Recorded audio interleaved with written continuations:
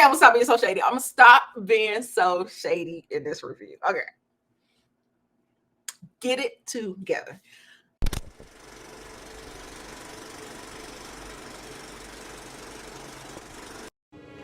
It's showtime. What's up, everybody? It's your girl Nita, your favorite Diva, and I'm back for a brand new movie review for you. The movie I'm reviewing for you today is Firestarter, the brand new 2022 Stephen King adaptation remake of the 1984 movie of the same name. The movie is directed by Keith Thomas. Now, I ain't never heard of him. I ain't never heard of him. I think he got one credit.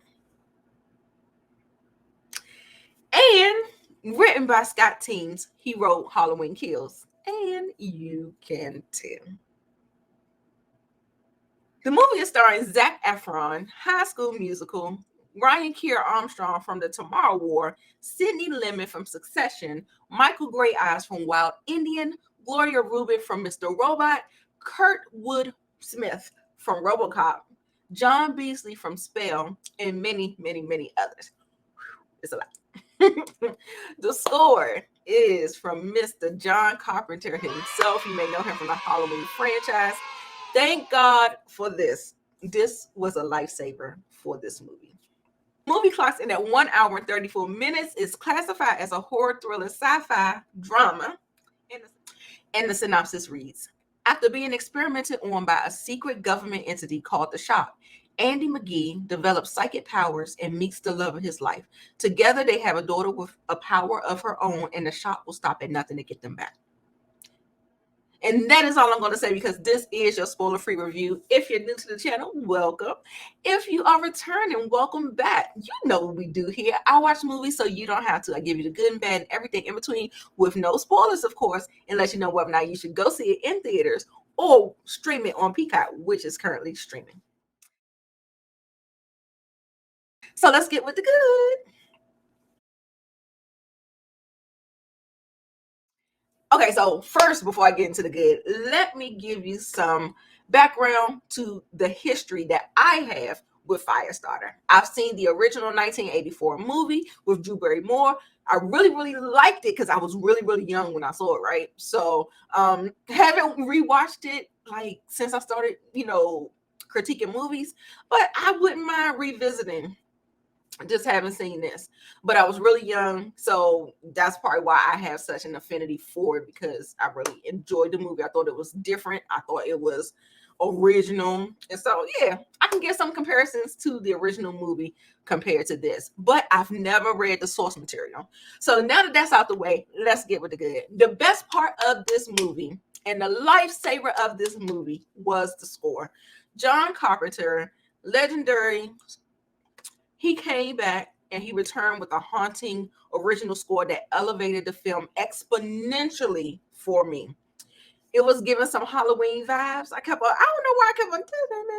I didn't. It wasn't the Halloween score, but it was like it was something. It was like he was riding that beat or that chord or whatever. Anyway, it was good. It was good. It was given.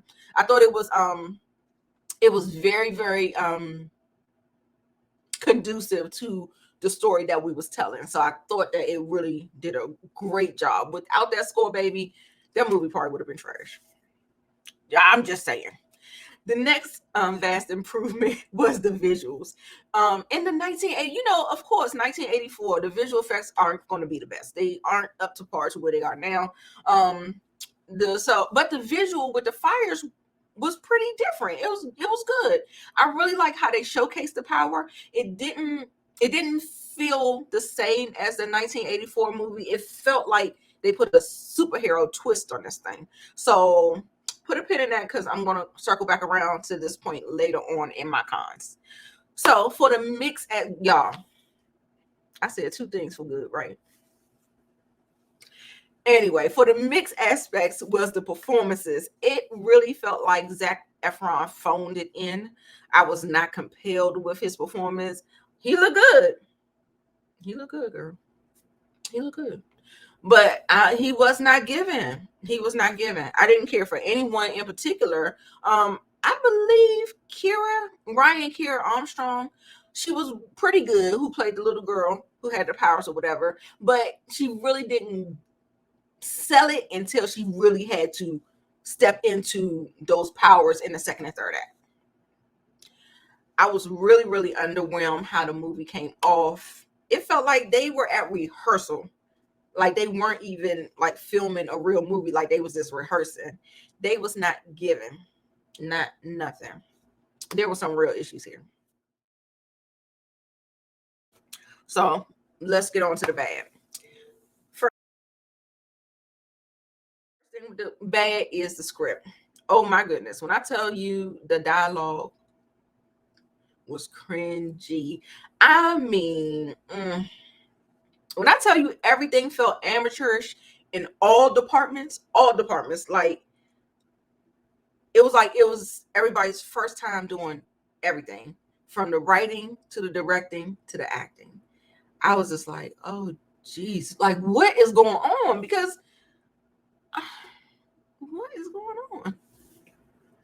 The movie had no impact, none at all. It felt hollow. I didn't like the villains. I didn't like the pacing. The movie was only an hour and 30 minutes, but it felt like it was longer. There were so many laughable moments and none of good. So I don't know what they was going for. I honestly, that only should have went to Peacock. It should not have been in the movie theaters, girl, at all. And the movie had an R rating.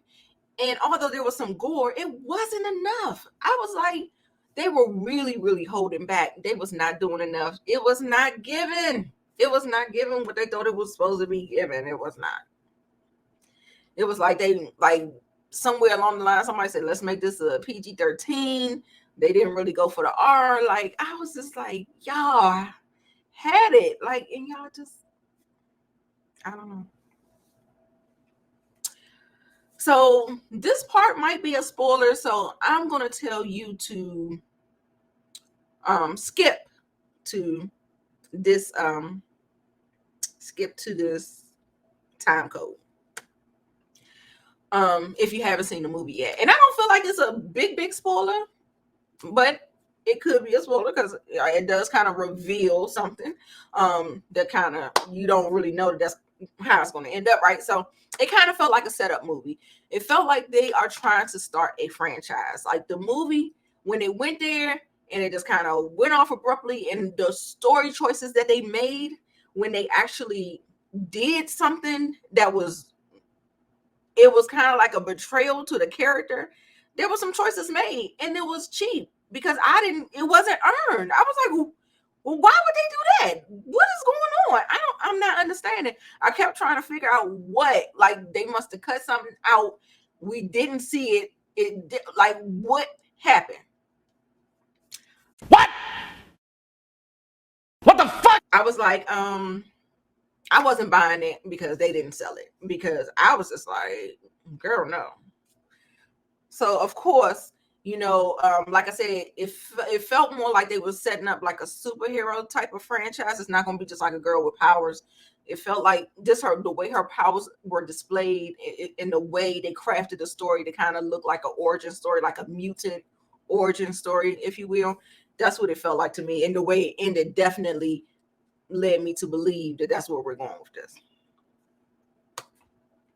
So for me, you definitely don't have to check it out in theaters. But if you saw the 1984 and you might have some kind of like, nostalgia, you might want to dip into it again. You saw a trailer, you might want to watch it on Peacock.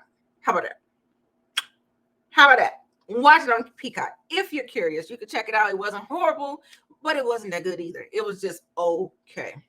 So it's a no for me in the theaters, but it's cool for streaming. It's only an hour and a half. So I give Firestarters 2.25 out of 5 stars.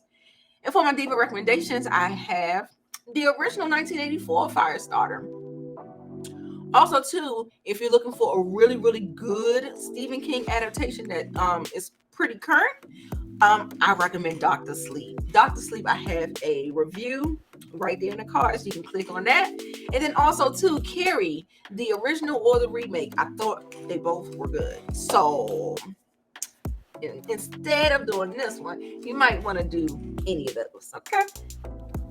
So what is most importantly, what did you think? What did you think about Firestarter? Have you seen it? Are you planning on seeing it? Have you seen the 1984 version of Firestarter with Drew Barrymore? What is your favorite Stephen King adaptation put to the big screen?